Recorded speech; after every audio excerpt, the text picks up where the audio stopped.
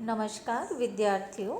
इससे पहले वाले लेक्चर में अपन ने अर्थोपक्षेपक, विष्कंभक और प्रवेशक को पढ़ा था, उसका लक्षण और उसके भेद और उनकी तुलना अपन ने करी थी। अब तीसरा अर्थोपक्षेपक चूलिका का लक्षण पढ़ रहे हैं।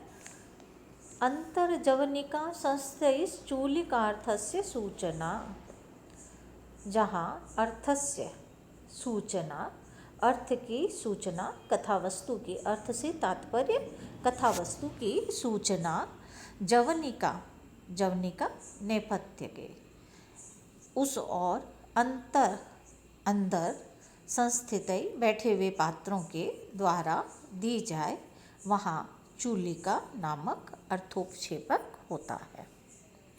अर्थस्य सूचना, जहाँ कथावस्तु की सूचना, जवनिका अंतः संस्थित, जवनिका अर्थात नेपथ्य के उस और अंदर बैठे हुए पात्रों के द्वारा दी जाए, चूलिका, वहाँ चूलिका नामक अर्थोपक्षेपक होता है। अर्थात नेपथ्य पात्र के द्वारा अर्थ की सूचना चूलिका कहलाता है। जैसे उत्तर रामचरित के दूसरे अंक के शुरू में आत्रेयी के आगमन पर वन देवी नेपथ्य से उसका स्वागत करती है। नेपथ्य स्वागतम तपोधनायाः, तपोधना भगवती का स्वागत है। ततः प्रविशति तपोधना, और तब तपोधना मंच पर प्रवेश करती है। तो इस प्रकार नेपथ्य पात्र वासंती के द्वारा आत्रेयी के आगमन की सूचना दी गई है, अतः वह चूलिका है। अब इस चूलिका के बाद हम अंकास्य अर्थोपक्षेपक का लक्षण और उदाहरण पढ़ेंगे। अंकांत पात्रैरंकास्यम छिन्ना अंकस्यार्थ सूचनात्, जहाँ अंकांत पात्र अंक के अंत में आने वाले पात्रों के द्वारा छिन्न अंकस्य अर्थ सूचनात्, किसी छूटे हुए अर्थ की सूचना दी जाए, वहाँ अंकास्य होता है। अंक के अंत के पात्र अंकांत पात्र कहलाते हैं। जहाँ इस प्रकार के पात्र के द्वारा विश्लिष्ट कथा वस्तु को, जिसका वर्णन अगले अंक में आएगा, सूचना दी जाए, वहाँ अंकास्य कहलाता है। जैसे वीर चरित के दूसरे अंक के अंत में सुमंत्र आकर सतानंद तथा जनक की कथा का विच्छेद कर भावी अंक के आरंभ की सूचना देता है, अतः वहाँ अंकास्य है।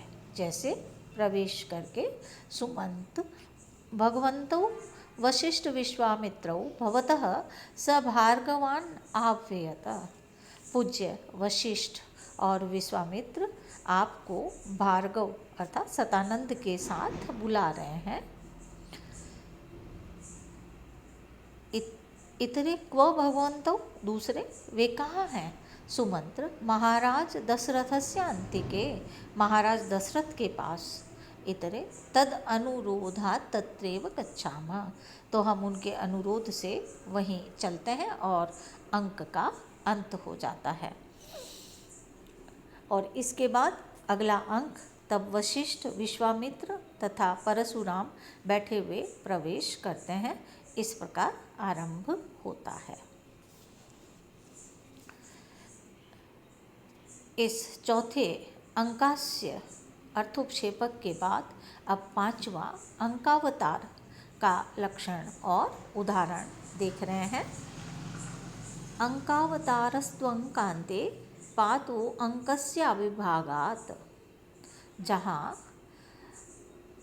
प्रथम अंक की वस्तु का अंकस्य अविभागात्, जहाँ प्रथम अंक की वस्तु का विच्छेद किए बिना अंकान्ते पात दूसरे अंक की वस्तु चले, वहाँ अंकावतार, वहाँ अंकावतार होता है। अर्थात जहाँ प्रथम अंक के पात्र किसी बात की सूचना दे तथा वे ही पात्र उसी अंकार्थ अर्थात कथा वस्तु को लेकर उसे बिना विच्छिन्न किए ही दूसरे अंक में प्रवेश करे, तो वहाँ प्रवेशक या विस्कंभक आदि नहीं होता है, यह अंकावतार है। जैसे मालविका अग्निमित्र के प्रथम अंक के अंत में विदूषक इस वाक्य के द्वारा भावी अंक की वस्तु की सूचना देते हैं, तेन हि द्वौ अपि देव्या प्रेक्षागृहं गत्वा सङ्गीतकोपकरणं कृत्वा तत्र भवतो दूतं विसर्जयतम् अथवा मृदंगशब्द एव एनम उत्थापयिष्यति। तो तुम दोनों देवी के नाट्यगृह में जाकर संगीत की साज सज्जा ठीक कर पूज्य मित्र के पास दूत भेज देना अथवा मृदंग का शब्द ही इन्हें वहाँ से उठा देगा।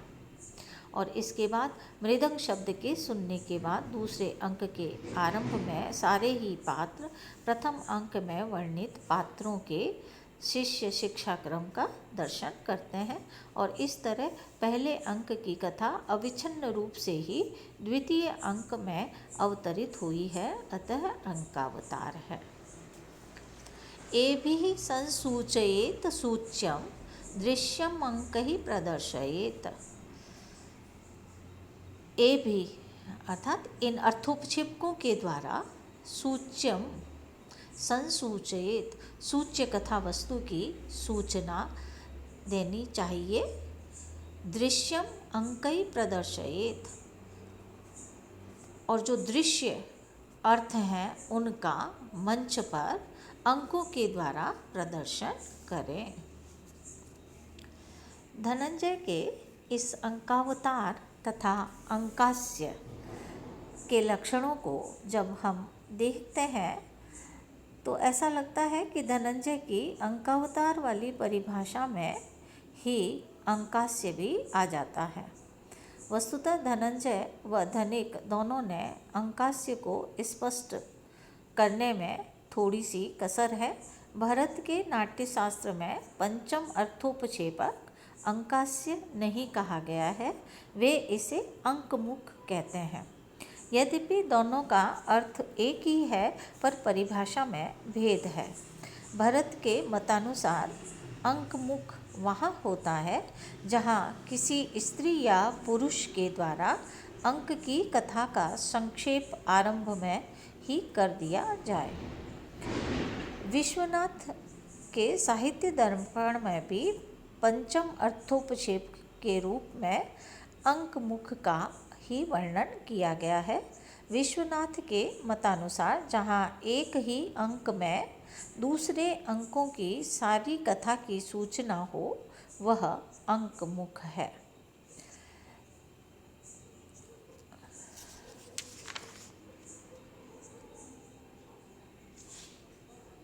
साहित्य दर्पणकार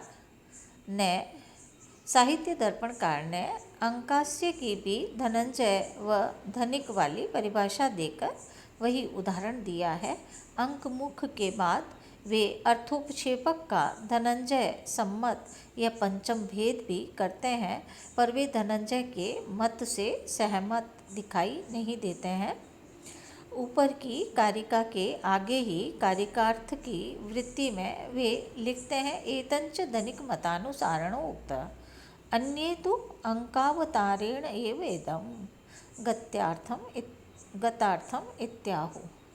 विश्वनाथ को स्वयं को भी यह धनिक विरोधी मत ही पसंद है, पर वे अपने मत्थे इसको न करके और अन्य शब्द के द्वारा प्रयोग कर देते हैं। धनंजय तथा धनिक यहाँ भरत के अनुसरण करते दिखाई नहीं देते, अन्यथा ये त्रुटि नहीं हो पाती। यहाँ पर यह भी संकेत कर दिया जाए कि भरत अंकमुख का वर्णन अंकावतार के बाद करते हैं, ठीक यहाँ विश्वनाथ ने किया है। धनंजय ने पहले अंकास्य को लिखा है और बाद में अंकावतार को। तो ये हमारे पांचों अर्थोपक्षेपक के लक्षण और इनके उदाहरणों का विवेचन यहीं समाप्त होता है। 5 अर्थोपक्षेपक है विष्कंभक, प्रवेशक, चूलिका, अंकास्य और अंकावतार। हमने अभी तक पांचों अर्थोपक्षेपकों के लक्षण और उदाहरण पढ़े। आज का अपना लेक्चर यहीं समाप्त होता है। धन्यवाद।